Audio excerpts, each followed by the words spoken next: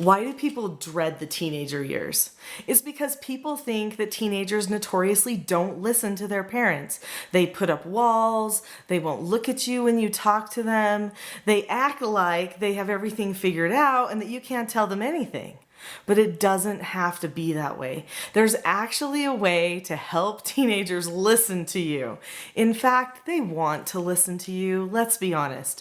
They want to be understood. They want you to understand them.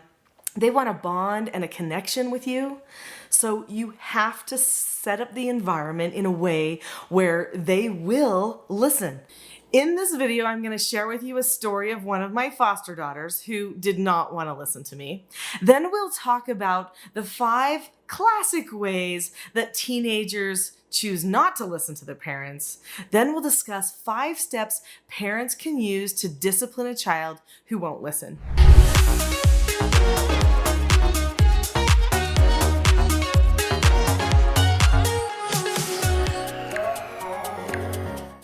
I used to do foster care for troubled teens. They were all between the ages of 12 and 18 years old.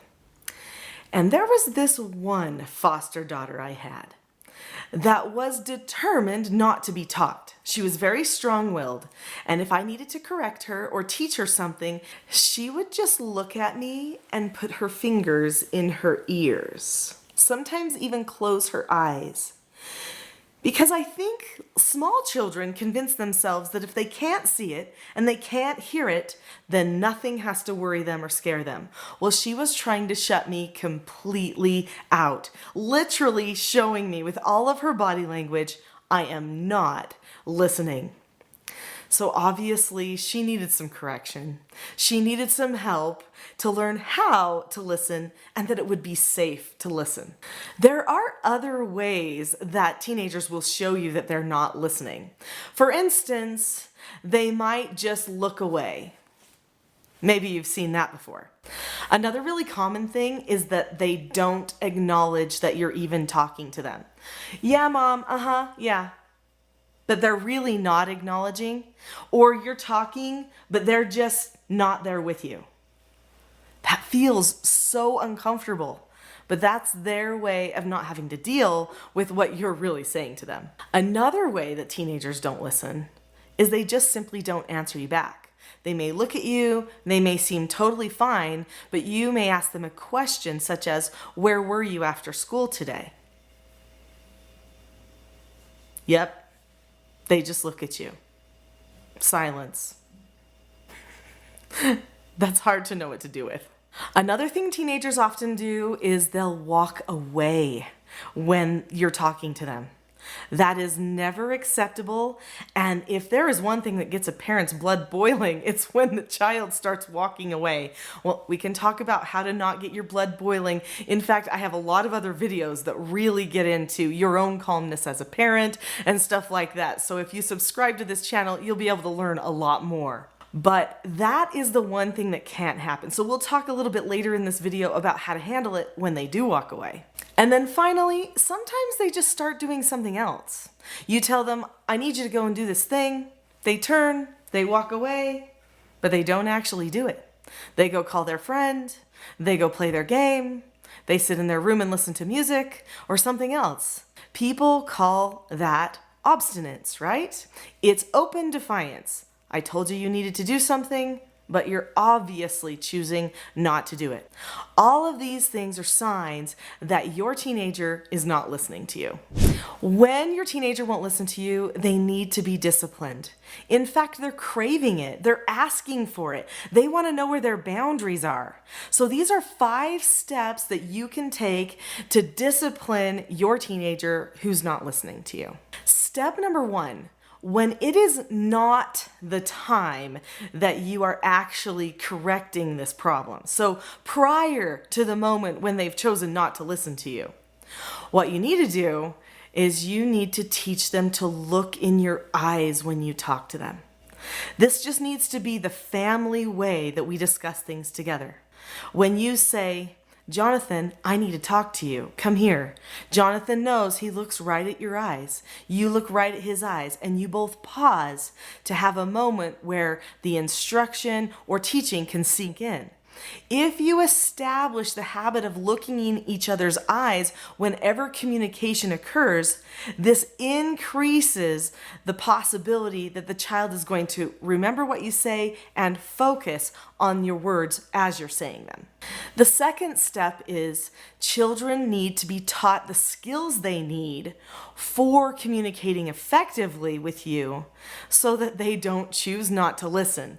So if you've been able to tell, the first two steps have to do with correcting a problem before the problem even starts.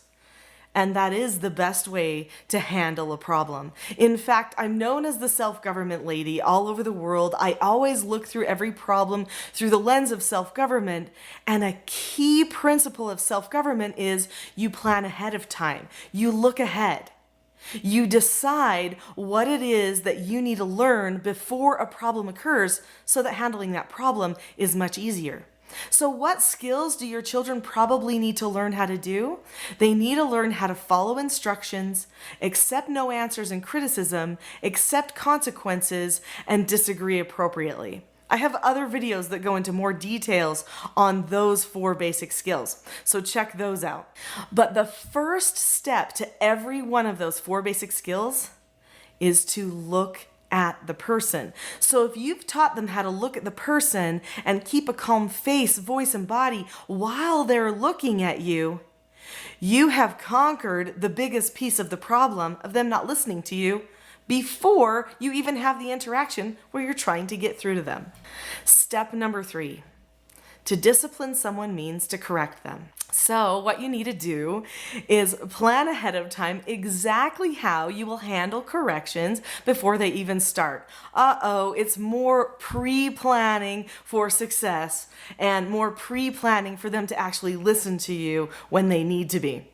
So let's say your child is ignoring you when you're talking to them. There's a certain script that you're going to use every single time. Even if they act like they're ignoring you, you know they know exactly what you're saying. So it doesn't matter if they don't engage with you and act as if they are paying attention. You can rest assured they know the words you're saying and they know the correction that's coming. There are certain steps that we go through in correcting our children. One of those key steps is describing what happens, then we describe what should have happened, and then we tell them what they earned, and we practice things the right way. So that process needs to be understood by the children so that they don't feel anxiety, that they don't feel like you are doing something out of the ordinary.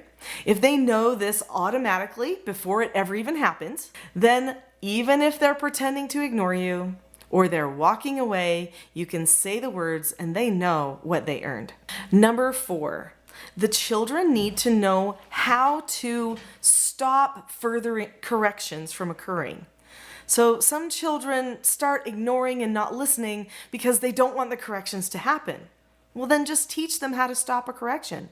If you teach them how to follow instructions, which has 5 steps to it, you look at the person, keep a calm face, voice, and body, say okay or ask to disagree appropriately, do the task immediately, and then check back, then why does the person even have to worry about a correction occurring? They can just do those 5 steps, and the interaction goes away. Finally, step number 5, you need to teach the children exactly how you'll handle the situation if they choose to continue to go out of control or act like they're not listening to you once you've already done the initial correction. We call this intensive teaching, and I have other videos that talk about how to go through something called the Rule of 3. But there's a few key pieces in there that I want to bring out to you so that you are aware. Number 1, if they walk away. So in our family, in the Rule of 3, there are 3 negative consequences that my children can earn. And they know that if they choose to turn and walk away from mom when I'm talking to them, then they will choose to earn all 3 of those negative consequences without me even needing to do the words for that Rule of 3. Also, because I've taught them the exact script that I will follow when they choose to become even more oppositional and are going out of control, then if they are not focusing on me and still not listening to me, then I just keep talking. Even if they are yelling at me and trying to talk over me, I just keep saying the words with the same calm tone, looking at them, thinking, I love you, it's gonna be okay. No matter what, it's the same every single time. And they know that, no matter how out of control they choose to try to become. It can be frustrating to try to get a teenager to listen to you who is determined to show you that they're not listening. But they're just being strong-willed, and there are things that you can do. You don't need to worry about it. In fact, you really shouldn't worry about it. Instead, work on creating the environment and teaching the skills that they need to learn to analyze themselves and to have better self-government. For more help with your strong-willed children, you'll want to watch the next video, which is called How to Get a Strong-Willed Child to Listen.